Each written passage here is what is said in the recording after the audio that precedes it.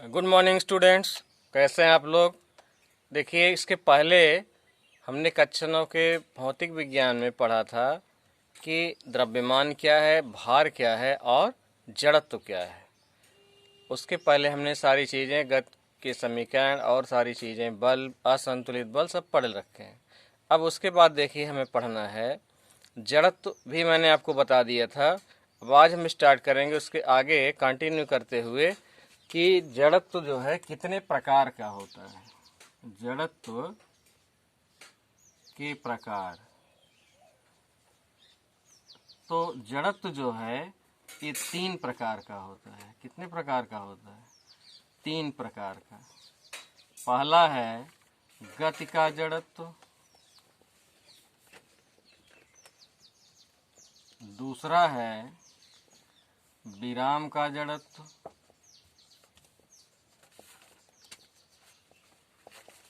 और तीसरा आपके कोर्स में नहीं है लेकिन ये भी मैं बताता हूँ आपको, दिशा का जड़त्व। किसका जड़त्व? दिशा का जड़त्व। अब एक एक करके हम इसको समझते हैं कि गति का जड़त्व क्या है, विराम का जड़त्व क्या है और दिशा का जड़त्व क्या है। देखिए, अगर मान लीजिए यहाँ एक वस्तु जो है ये चल रही है, गति कर रही है, ठीक। तो जब इसकी गति को, अब देखिए इसकी अवस्था क्या है, मैंने कहा था अवस्था परिवर्तन। वस्तुएं जो है अपनी अवस्था को सदैव बनाए रखना चाहती हैं। इसका अर्थ ये हुआ कि अगर कोई वस्तु गति कर रही है तो वो गतिमान ही रहना चाहती है, अगर कोई वस्तु स्थिर है तो स्थिर ही रहना चाहती है। लेकिन जब इस पर कोई बाह्य बल आ जाता है उनकी इन अवस्थाओं में, तो वो जो है इस अवस्था का क्या करते हैं, विरोध करते हैं। जैसे अभी चल रही है, इसको कोई रोकेगा तो इसके परिणाम स्वरूप कुछ न कुछ प्रभाव पड़ेगा। जैसे साइकिल पर बैठा हुआ आदमी है, एकाएक ब्रेक लगाएगा तो आगे की तरफ क्या होगा, झुक जाएगा। क्यों? क्योंकि साइकिल के साथ उसका शरीर चल रहा था।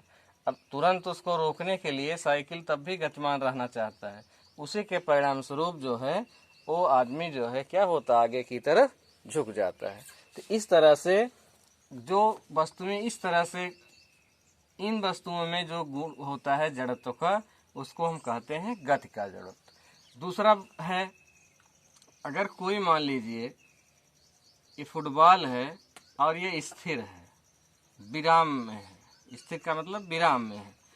अब अगर यहाँ इस पर कोई बाह्य बल लगाया जाए, देखिए ये विराम में है, फिर भी ये चाहती है कि मैं भी स्थिर ही रहूं, मैं जो है गतिमान न हूं। लेकिन एक दूसरा आदमी धक्का लगा के इसको जो है गतिमान करना चाहता है। तो इसी के परिणाम स्वरूप ये भी अपनी अवस्था बनाए रखना चाहती है। अर्थात इसमें भी जो जड़त्व का गुण है वो किसके कारण है, विराम के कारण है, और इसीलिए हम इसको कहते हैं विराम का जड़त्व। तीसरा है, अगर मान लीजिए एक आदमी इधर जा रहा है, एक कार जो है, एक कार इधर जा रही है। अब ये मान लीजिए ये दिशा है उत्तर और ये दिशा है दक्षिण। तो अगर उत्तर से दक्षिण जा रही है तो उत्तर से दक्षिण ही जाएगी, चाहे आप ब्रेक लगाएं, चाहे कार स्थिर हो तब भी गतिमान करेंगे, इधर जाएगी। अगर कार चल रही हो, एकाएक ब्रेक लगाएंगे तो भी इसी रोड पर चलेगी। लेकिन अगर यहाँ से कोई परिवर्तन हो कि इसकी दिशा इधर हो जाए, इसकी दिशा बदल जाए, उत्तर से दक्षिण जा रही थी, दक्षिण से पूर्व जाने लगे, तो इस प्रकार जो जड़त्व होता है, इस जब उसकी दिशा में परिवर्तन हो जाता है तब हम कहते हैं, ऐसे जड़त्व को हम कहते हैं दिशा का जड़त्व। ठीक है। अच्छा, अब इसके बाद देखिए आगे पढ़ते हैं न्यूटन का गति विषयक प्रथम नियम। न्यूटन का गति विषयक प्रथम नियम क्या है? न्यूटन बाबा ने एक नियम दिया, न्यूटन के गति विषयक प्रथम नियम।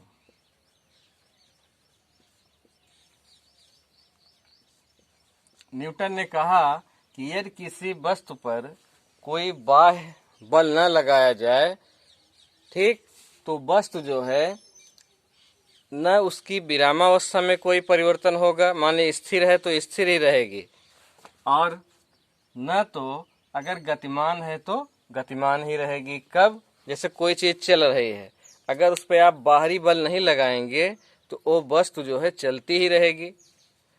इसी तरह अगर कोई वस्तु स्थिर है, इस पर भी कोई बाहरी बल न लगाएंगे तो ये जो है वस्तु जो है क्या होगी? स्थिर ही रहेगी। और इसी को न्यूटन ने प्रथम नियम कह दिया कि यदि वस्तु विरामावस्था में है या गत्यावस्था में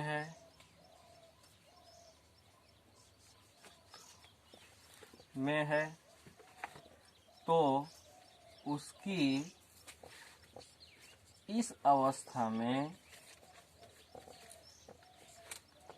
तब तक कोई परिवर्तन नहीं होता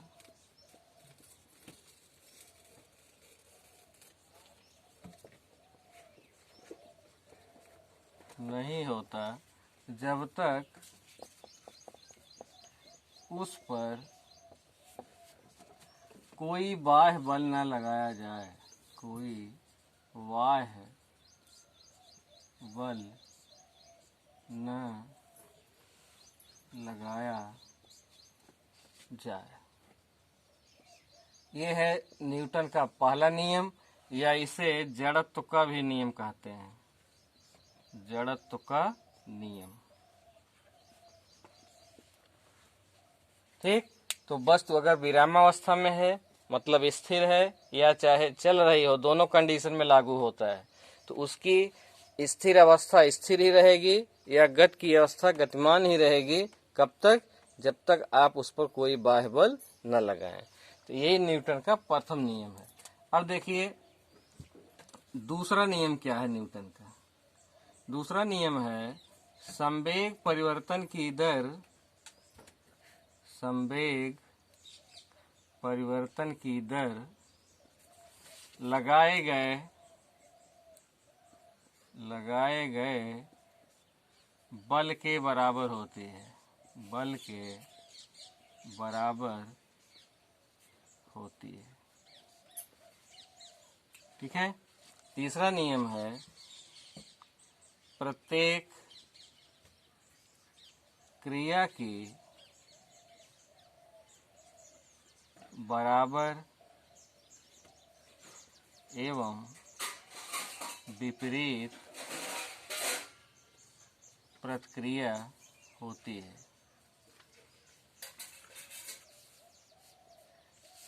इसे क्रिया प्रतिक्रिया का नियम भी कहते हैं। तो ये न्यूटन ने 3 नियम दिया था और इसी पर आप जो है तीनों नियम मैंने आपको समझा भी दिया है। और तीनों नियम जैसे दूसरा संवेग वाले में पढ़ेंगे, भी आपने संवेग पढ़ा नहीं है तो नेक्स्ट क्लास में हम संवेग भी कवर करेंगे, बताएंगे संवेग क्या है। संवेग परिवर्तन की जो दर है, माने संवेग में जो 1 सेकेंड में परिवर्तन हो रहा है, दर माने जैसे 10 सेकेंड में संवेग में 50 परिवर्तन हो रहा है, तो 1 सेकेंड में जो परिवर्तन होगा वही संवेग परिवर्तन की दर कहलाती है। और वह दर उस वस्तु पर लगाए गए बल के बराबर होती है। तीसरी है प्रत्येक क्रिया की बराबर एवं विपरीत प्रतिक्रिया होती है। जैसे आप किसी वस्तु पर जो भी बल लगाते हैं तो वो क्रिया बल है, लेकिन जब कोई वस्तु किसी पर क्रियात्मक बल लगाती है तो ऐसा दिखता तो नहीं है, लेकिन वह वस्तु भी हमारे ऊपर उतना ही बल लेकिन विपरीत दिशा में लगाती। जैसे मैंने इस पेन को इधर धक्का दिया, जितना बल से मैंने इधर धक्का दिया आगे की तरफ, उतना ही बल यह मेरे हाथ पर भी लगाएगी, लेकिन मैंने आगे की तरफ इसको धक्का दिया है और यह किधर लगाएगी? पीछे की तरफ, उसके ठीक विपरीत में। तो इस तरह से प्रत्येक क्रिया की बराबर एवं विपरीत प्रतिक्रिया होती है। तो इसको भी आप लिख सकते हैं। अब आगे देखिए हम लोग पढ़ेंगे कि संवेग क्या है। क्या पढ़ना है हमें? संवेग क्या है। संवेग देखिए कैसे, वेग आप पढ़ चुके हैं। समवेग का मतलब होता है संग धन वेग। ऐसा होता नहीं, लेकिन मैं समझाने के लिए आपको कह रहा हूं कि संग वेग, संग माने संहत, या इसको द्रव्यमान भी कहते हैं। क्या कहते हैं? द्रव्यमान। तो द्रव्यमान और वेग जब दोनों एक साथ मिलते हैं, देखिए वेग कैसी राशि है? ये सदिश राशि है। वेग कैसी राशि है? सदिश राशि है। तो संवेग जो है बच्चों, यह जो है, अगर हम द्रव्यमान को m से लिखें, वेग को v से लिखें और संवेग को छोटे p से लिखते हैं, तो ये जो संवेग है ये द्रव्यमान और वेग का गुणनफल ही, द्रव्यमान और वेग का गुणनफल ही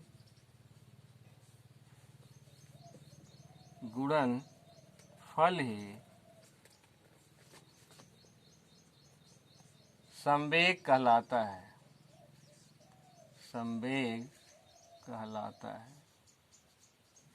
अब अगर इसे द्रव्यमान को m से लिखें तो संवेग बराबर हो जाएगा द्रव्यमान गुणे वेग।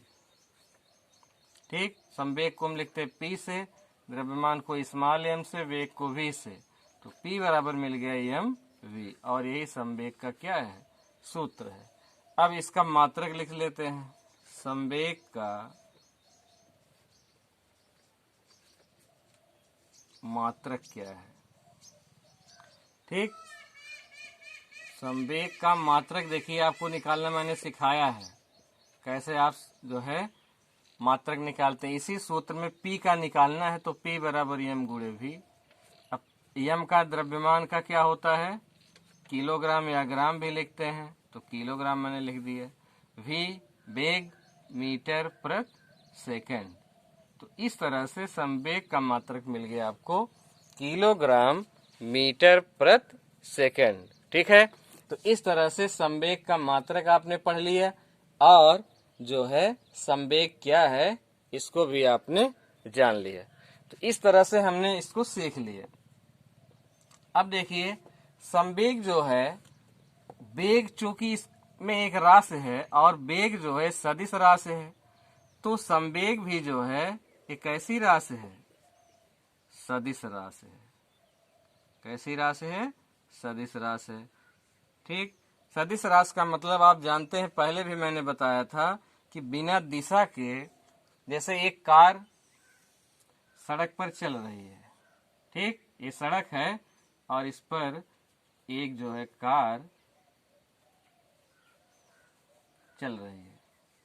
ठीक, एक कार इस पर दौड़ रही है। तो अगर कोई यहाँ मान लीजिए दो व्यक्ति हैं, एक ए यहाँ है और बी यहाँ है, तो अगर ये पूछेगा, मान लो ये उत्तर है और ये दक्षिण है, तो अगर ये पूछेगा बी की इससे कि कितने चाल से जा रही है, तो ये पूछेगा इससे, बी से ये पूछेगा, तो ये कहेगा 80 मीटर प्रति सेकेंड दक्षिण दिशा में जा रही है, तो ये वेग बता रहा है। और जब ये केवल 80 कहता है मीटर प्रति सेकेंड, माने किस दिशा में जा रही है ये हमें पता नहीं है, तो इस चीज को हम कहते हैं चाल है। इस कार की क्या है? चाल है। तो इस तरह से जो है आप वेग और चाल में अंतर समझ सकते हैं। चाल में परिमाण होता है, दिशा नहीं होती, लेकिन वेग में दिशा भी होगी और परिमाण भी होगा। तो यही फर्क है दिशा और वेग में। तो इस तरह से देखिए हम संवेग भी पढ़ लिए और ये पढ़ लिए।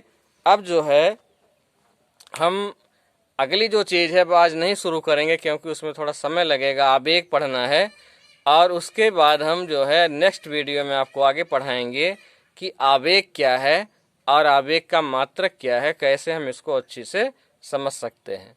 तो आज का वीडियो यहीं समाप्त करते हैं।